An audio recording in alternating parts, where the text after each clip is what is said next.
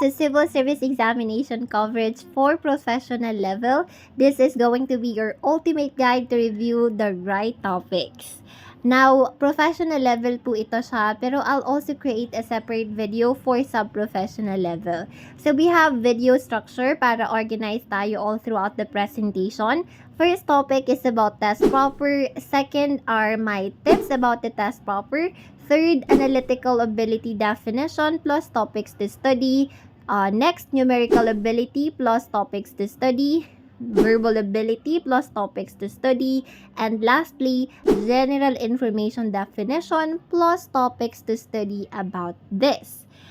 Now, start tayo syempre sa una, which is the task proper. So, English and Filipino questions po ang mangyayari dito. So, magbibigay ako sa inyo ng 3 tips pagdating sa test proper.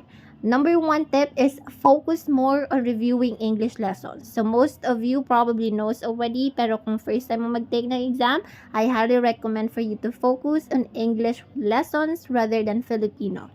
So, for Filipino lessons naman, study the not so typical words used in Filipino language along with their meanings and structure. So, yung medyo malalalim na salitang Tagalog, alamin mo yan, pati na rin yung definition and structure. Maraming lumalabas na tanong na related sa kasing kahulugan at kasalungat ng mga words na yon.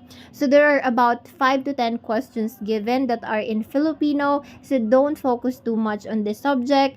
Pero syempre, kung mapiperfect mo to or mataas ang score mo, mas okay pa rin yon. Pero kung hindi, para sa akin, hindi naman siya masyadong mataas na bearing or mabigat na bearing. So, feeling ko hindi ka naman babagsak sa exam kung hindi mo to masagutan ng tama lahat.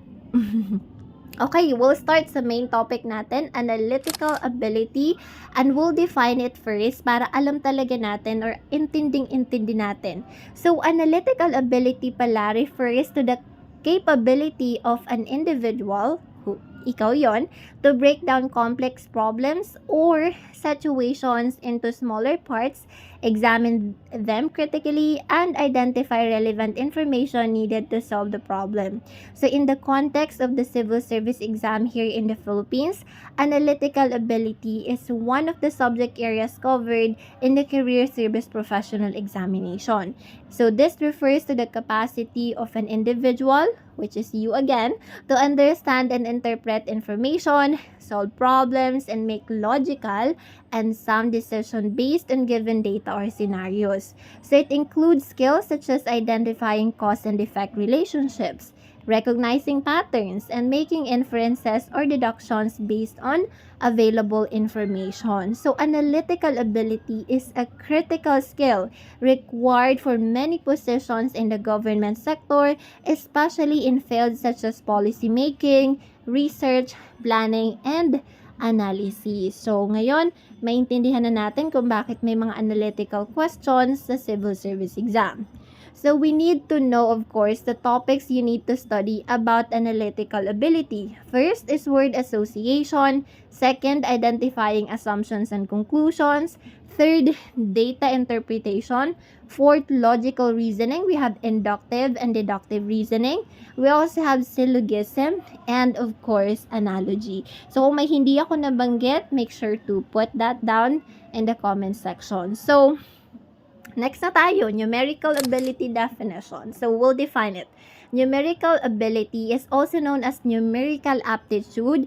This is the ability to work with numbers, perform calculations, and understand numerical relationships. So again, in the context of the civil service examination here in the Philippines, numerical ability is one of the subject areas covered in the career service professional examination. And this refers to the capacity of an individual, ikaw yon, to apply basic arithmetic, algebraic, and geometric concepts to solve numerical problems. It includes skills such as mental math, numerical reasoning, and data interpretation. Of course, numerical ability is also a critical skill required for many positions in the government sector, especially in fields such as finance, accounting, and statistics. Okay, so of course, we have to know the topics you need to study about numerical ability. We'll start with basic arithmetics. So this includes concepts such as addition, subtraction, multiplication and division of whole numbers, decimals, and fractions. You should review the rules and properties of these operations and practice solving problems involving these concepts. Second is algebra. So this includes concepts such as solving linear and quadratic equations, factoring polynomials, and simplifying algebraic expressions. You should review the basic rules and properties of algebra and practice solving problems involving these concepts as well. Next is geometry. So this includes concepts such as calculating area, perimeter, and volume of basic shapes such as squares, rectangles, circles, and triangles. So you should review the basic formulas and properties of geometry and practice solving problems involving these concepts as well. Next is data interpretation. So this includes concepts such as analyzing and interpreting numerical data from tables, charts, and graphs. You should review the different types of graphs such as bar graphs, line graphs, and pie charts.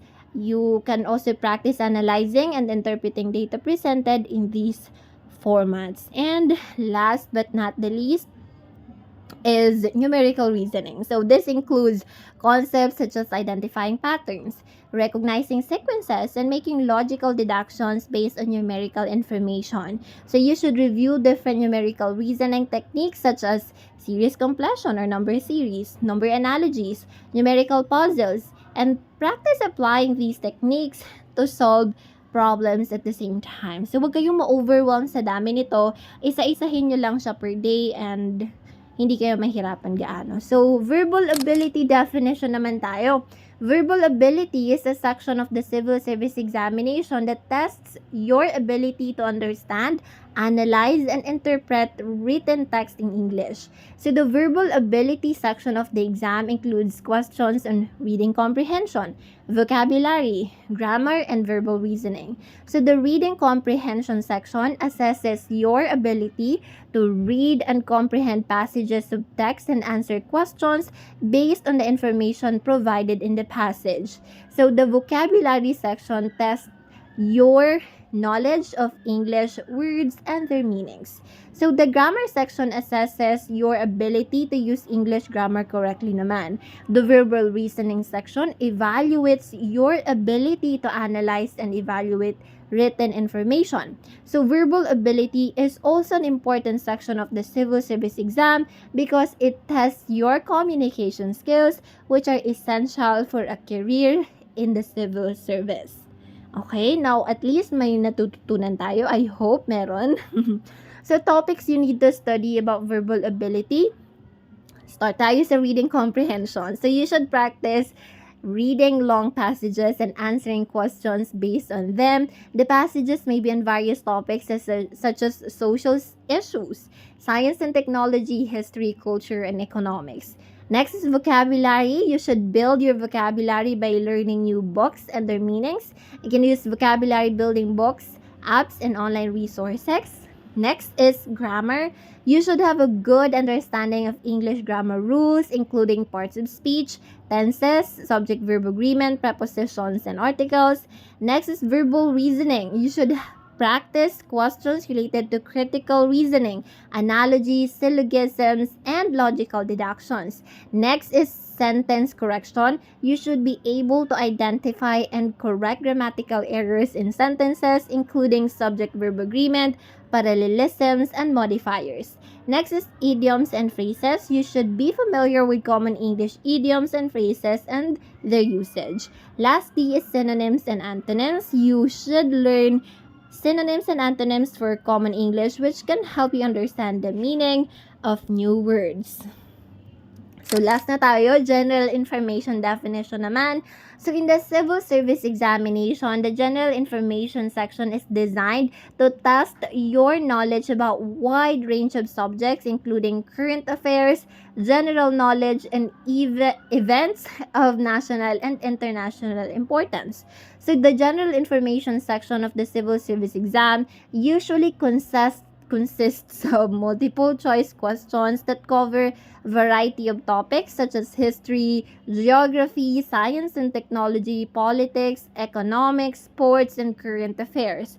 The questions may also test your knowledge about government policies, programs, and initiatives, as well as cultural and social issues. So to prepare for the general information section of the civil service exam, you should stay updated with the latest news and events, read newspapers and magazines regularly, and study standard reference books in various subjects. You can also take online quizzes and mock tests to improve your knowledge and speed. So it's important to have good grasp of basic concepts and facts in various subjects, as well as the ability to analyze and interpret information. Now, topics you need to study about general information. Philippine Constitution and Government is number 1. So, basic principles and concepts of the Philippine Constitution, government structure, and the role of different branches of the government. We also have Philippine history, like major events and personalities in Philippine history, including pre-colonial times, Spanish colonization, American occupation, World War II, and contemporary Philippine history. Third is Philippine geography. So we have physical, political, and economic geography of the Philippines, including its areas, regions, provinces, and cities. We also have Philippine economy. We have basic concepts of micro and macroeconomics, Philippine economic history, and current trends in the Philippine economy. We have Philippine culture and society, knowledge about Philippine culture, arts, literature, including major literary works and forms or art forms. We have environmental science and ecology. So environmental laws and policies in the Philippines, including climate change, biodiversity, and environmental conservation efforts.